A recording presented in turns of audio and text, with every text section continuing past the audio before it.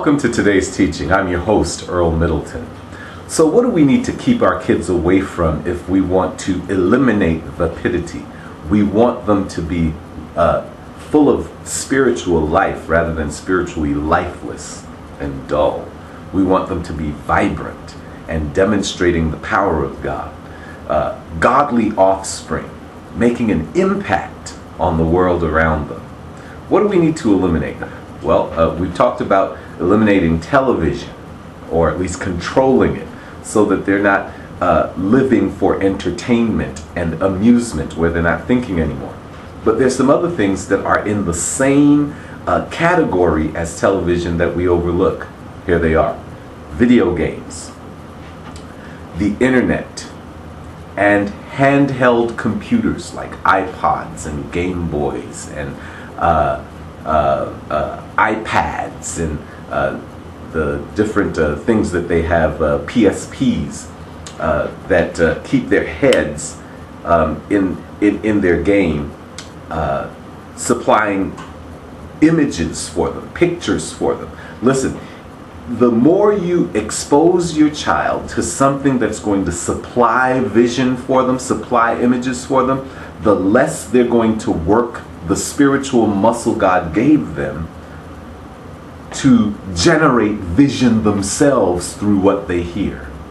And all of those games, all of those handheld computer games, the internet, and video games that they would play on TV, Xboxes, PS3s, etc.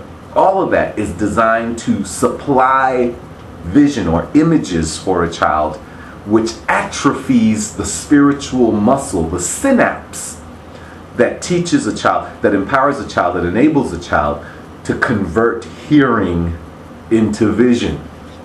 And when you can't convert hearing into vision, you can only work based on what's supplied to you. You're just one step away from being controlled by an antichrist who is going to come supplying vision for everybody, who can't supply vision for themselves, who can't think for themselves.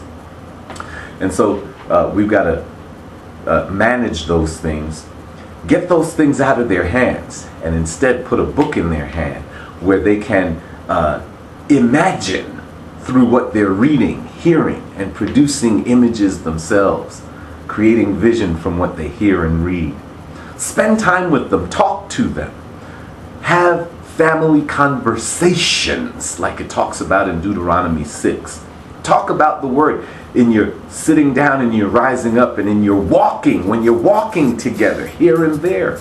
Walk with your children, talk with them, impart to them. Take those image producers out of their hands and teach them how to produce vision themselves. All right, well, that's it. That's all the time we've got, and we're done with this, and we're going to move on to something else next time. But until then, I'm your host, Earl Middleton, reminding you to be equally yoked in Christ. Wham, bam, kaboom, and we shooting out miracles. It's the same word, yo, we just made it lyrical. Like Moses in the Bible, dude, you gotta use your staff, man. Peeps all around you trying to worship golden calves, man. Your hands are anointed, there's power in your fingertips. Touch a sick man and then start doing backflips. Flowing through your hands if you a believer, so start giving. Cause the whole world's full of receivers, but there's a devil running around and he's trying to deceive us. And it makes us think that nobody out there will believe us. But you can do miracles through the power of Jesus. Signs and wonders, not just half the fancy cars and Adidas. So stop